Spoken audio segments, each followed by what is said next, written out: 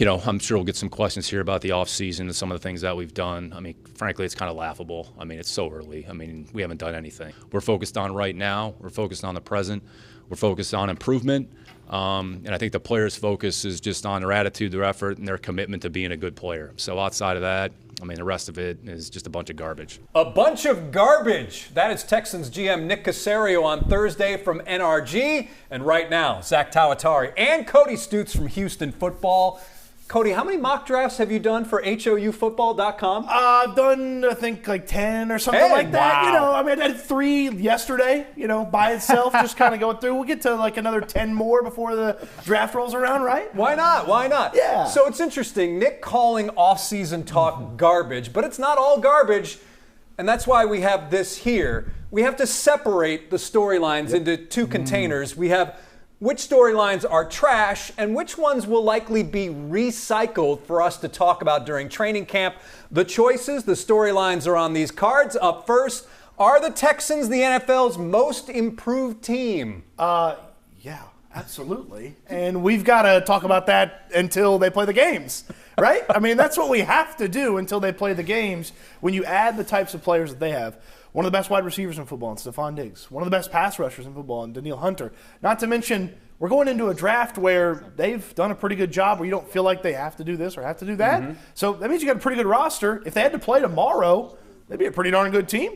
They're the most improved team in the NFL by a wide margin. And when you add Joe Mixon into the running back core, I think that is a topic you would recycle. Absolutely. It's definitely going to be recycled. Maybe even more than that. Maybe it's already has a second life as another product. That's how good. That's how true that idea is, that they are the most improved team. When you get in training camp and you see Danielle Hunter beat somebody in no pads, you got to say, think about adding that guy. Yet another improvement for the Texans. Right. Put that one in the blue bin. That's going, that's going in the blue bin, exactly.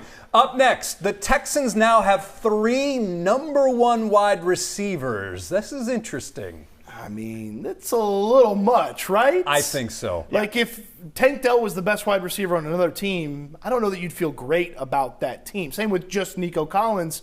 Same with Stephon Diggs. What were they saying in Buffalo? Get him some help. He can't do it all by himself. No number 1 does it by themselves anymore. Everybody's got some help. Wide receiver rooms are about strength in numbers now. It's not about one dude anymore. This isn't the 90s. It's reminiscent to me of when you talk about in baseball, a team having 5 aces, basically. There's no such thing, right? I mean, these guys, all 3 might be of comparable talent and skill, or maybe even have different skills but compare in results, but you don't have 3 legit number 1 receivers on the same team. All right, so we're going to trash that one. I agree with you guys. To me, it's Diggs, and then it's Collins, and then it could be it doesn't have to be Tank as the number 3 number 1 guy. You know who the number 1 guy is? The guy gets open, CJ throws on the ball. There you That's go. The number 1 All right, guy. so that one's getting trashed. Yep. What do you think of that, Nick? It's in the trash. All right, up next, Texans have to draft blank with their first pick. Go ahead and put that in the trash. They don't have to do anything with any certain player. A year ago, had to get a quarterback. Had to get a quarterback. Had to get some difference makers throughout the course of the draft, and they did. A fantastic draft. I like the low-key flex by Nick Caserio, saying only 1 draft member from last year's draft class didn't help out the team. That's a good job by him. This year, just go get somebody that can contribute. It doesn't matter where they are. You want a corner, you want a safety, you want a tackle, you want a defensive tackle, you want a guard, you want a wide receiver.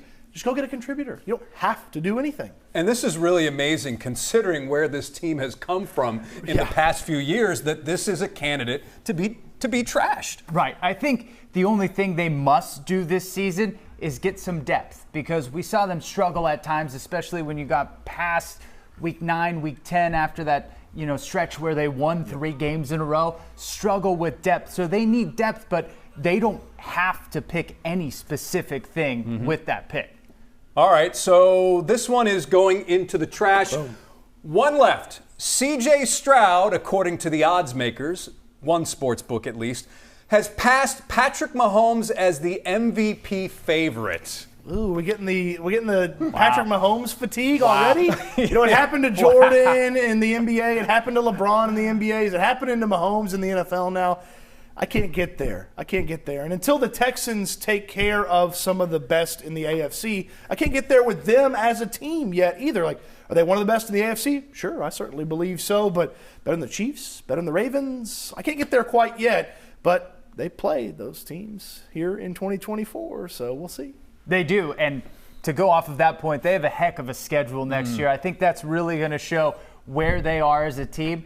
Could CJ get to that level? I think so, but I don't know after 1 year that you can give him that crown just yet. I think Patrick Mahomes still wearing that. And what about Lamar Jackson, right? Yeah, so of come course. on. Yeah. All right, so that's pretty good. We've got 3 trashes and 1 in the recycling bin, so I think that I'm guessing Nick would be pleased by that, right? Yeah, and you know what's not garbage? You guys hear. I mean, he's clearly not watching enough. Exactly. All right? It's only premium stuff that maybe sometimes you recycle a little bit here with you guys. Hey, out of the 450 mock drafts that you have done or you're going to be doing, which player would you like to see the Texans draft with that first pick or any of the picks? I got a dream pick for you on defense, and that's Darius Robinson from Missouri, defensive end. If DeMeco Ryans got his hands on him, they would be the scariest defensive line in all of football. He can play inside, he can play outside. He says everything right. He's athletic. He does everything right.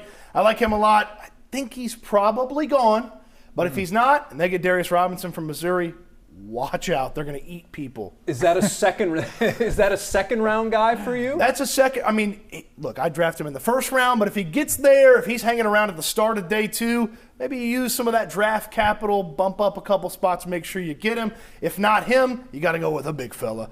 Johnny Newton from Illinois or Braden Fisk from Florida State at defensive tackle. Both would be really fun additions to that defensive tackle room. I think Cody should be back next week. Yeah, you're coming back next week to discuss all this. You're drafting me for next week? Oh, yeah. Yeah. All right. You're our first round pick. Yeah, Hey, you're our perfect. first round pick. All right. He is Cody Stoots from HOUfootball.com. Thank you for being on Sports Extra as always. Anytime, I guess next week. Yeah.